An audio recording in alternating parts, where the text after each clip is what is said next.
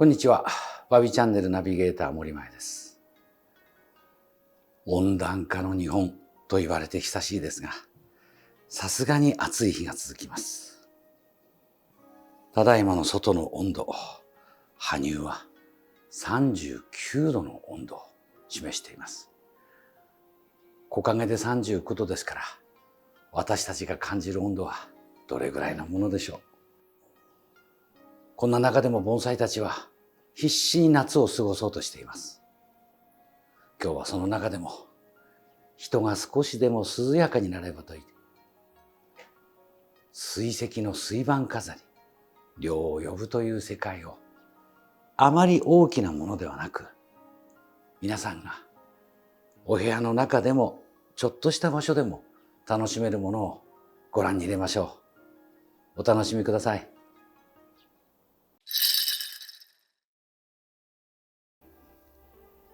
水盤水石、涼を呼ぶと言われる水盤での石の飾りは、水打ちということによって石肌がしっとりと濡れそぼる感じが出ます。貴船石の滝石、新山渓谷に流れる美しく涼やかな水しぶきがこの石の中に見られます。瑠璃色の水盤に合わせることで、水の涼やかさ、夏を涼やかに感じる調子がよく現れています。わずか手のひらに乗るような小さな石ですが、大自然を部屋の中で楽しむ一つのアイテムと言えます。夏飾りの水盤使いといっても、水石をコレクションすることも大切なんですが、水盤となるとなかなかその数を揃え、大きさを揃えるのは難しい場合があります。よく私がお客様たちに夏使いの簡単な楽しみ方を代替品でやることをお勧めする時があります。例えばこの空知川の石、北海道から出た石ですが、いい滝が見えるなと思いますが、なかなか台座では出ません。これを水盤でやってみたくなりますが、ある程度の形を合わせるとなると意外とないもんです。そこで例えばこのような良い鉢があったとします。形さえあればこのようなものを夏だけ代替えで使うことが楽しめると思いますよ。穴を簡単に消してあげる。ガムテープでもいいと思います。このように穴を塞いで、そこに砂を張る。空砂、つまり乾いた砂でやるときはこれでいいんですが、もし水を打つときは裏側からもしっかりとテープで留めておくと、これでもう水は漏れたりしません。このような形で夏だけの水盤という形はいかがでしょうか。砂の据え付けという風になると、これはいつもの水盤飾りでご説明している通りです。適量の砂を入れて、まずそれをきちんとこの水盤に仕立てた鉢の中でくぶ通りに砂を入れてあげる。つまりいっぱいに入れるのではなく、かといって少ないという状態は良くないということです。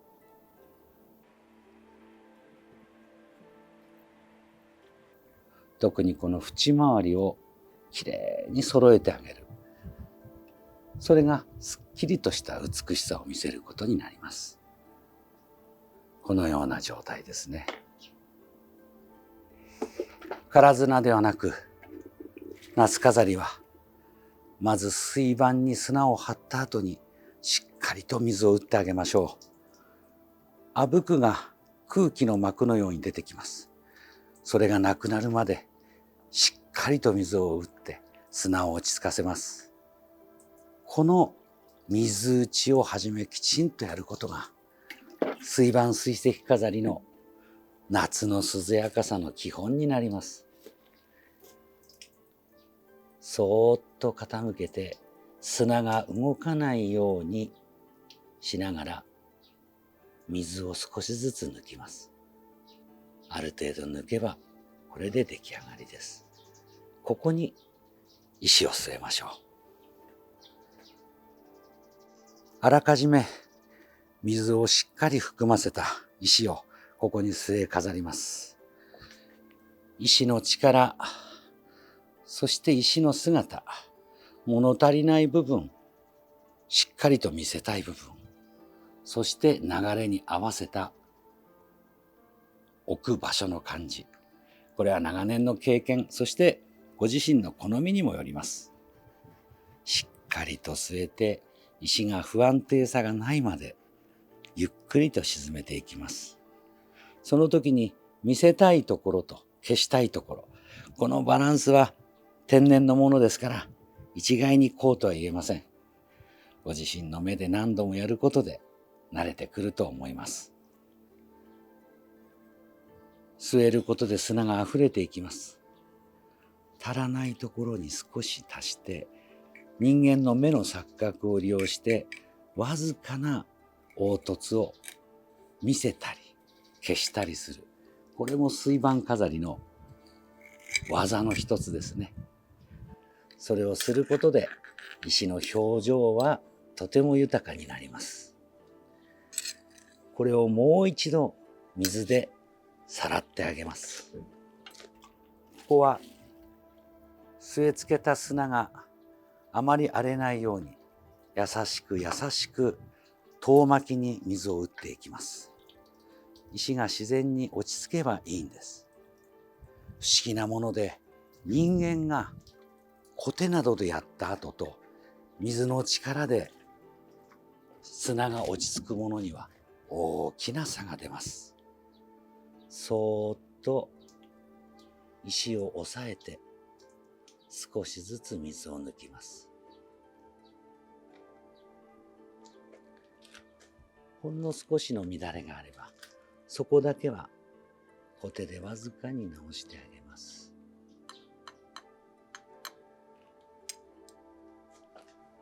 縁回りと底を吹き込んで、夏飾りの水盤の水石、一つの出来上がりです。先ほどまで鉢として大切にしていた約150年前の鉢。それを水盤仕立てに使い直して、滝石を据えることで美しい涼やかな山山の景色が出来上がりました。じーっと眺めれば岩しぶきや滝音が聞こえてきそうです。飾りの楽しさで、ここにスッと船を添えれば、まるで渓谷の下を流れる川を川遊びをしている風景となります。自分の心の中でそこに浮かぶ景色を楽しむ。これも夏飾りの良さです。もう一つの水盤飾りをご覧に入れます。四万十川で探石家の方が取られた平たい石、わずかにくぼむところがあるので、これが大きな景色をこの水盤で作ってくれるかもしれません。ご覧ください。先ほどまでただ平らな石だったものが、そのわずかな凹凸に水がたまるように据えることで、大きな山あいの湖にも見えてきます。夏の飾り、水をたたえるものはとても馴染み深いものです。この時に気をつけるのが、必ず小さな中にも流れがあります。水の落ち口があり、高きところから低きところへ、そのようなものを平らなものの中でもちゃんと見据えて、置く場所も流れに対して少し間を取る。そんなわずかなところがこの人分かってるなという面白さになります。立ち姿の滝石です。京都貴船から取れたこの石は見事な符箱を描いています。とても滝石として良いのは、真上から落ちるのではなく、わずかに岩清水をたたえて途中からしっかりした滝になる。滝の一番理想とされる姿が出ていますが、さてこの立ち石を水盤に据える、いろいろな水盤がありますが、今回も一つ面白い据え付けをしてみましょう。中国の漢の時代の銅器、彩器と言われるものを写した約100年前の銅板です。おそらくは文房具としてお花などのために作られたものでしょうが、見立て使いでこの立ち石に合わせました。足つき、耳つきの格調高い石に立ち姿の滝石、まさにご神体と言われるような那智の滝を思わせるものがあります。濡れそぼる石肌によって紫貴船の母岩がとても良い石肌の色合いを示しています。50年間いろいろな水石を水盤使いで据えてきた私、今でも発見と勉強の毎日です。組み合わせの飾りも面白いものを最後にご覧入れましょう。世田川の遠山石、梨地のおぼろなる姿は、水石のある程度遠山石の代名詞と言えます。もちろん短冊の水盤に入れての遠山飾りもいいですが、今回はあえて2隻の取り合わせ飾りの中で、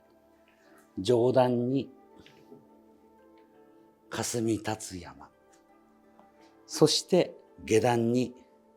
先ほどご覧に入れた貴船の滝石、2隻を組み合わせることで、仰ぐ霞む山々、そして眼下に見える渓流の滝姿、こんな景色をつなげる2隻の飾り、これもこんな時期ならではの楽しみなんではないでしょうか。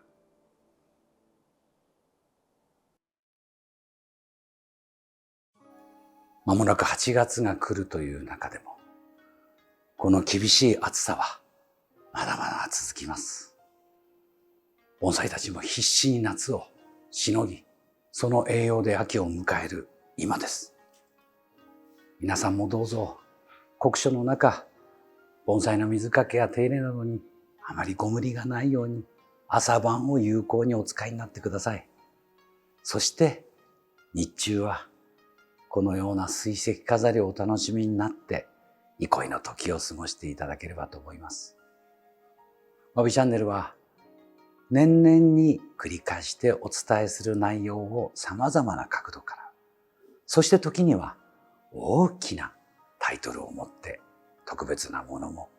お伝えしてアーカイブに残しています。ぜひチャンネル登録をなさってお楽しみください。本日もご視聴ありがとうございました。